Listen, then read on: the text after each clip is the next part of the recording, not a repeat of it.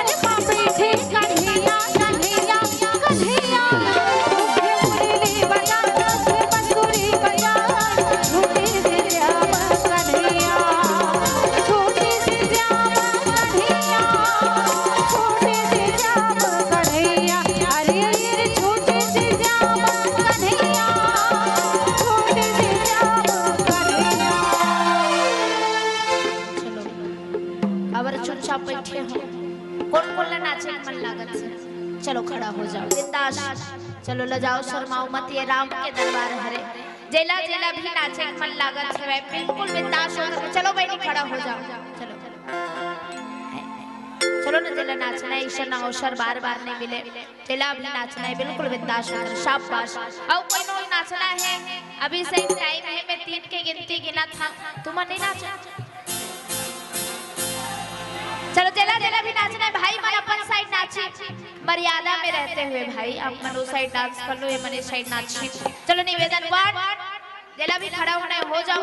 और जे मन नाचत नहीं हो ते मन दोनों हाथ ऊपर उठा करके ताली सेवा देते हुए 2 तुम मन नहीं नाच 1 2 3 आगे रितवा आगे रितवा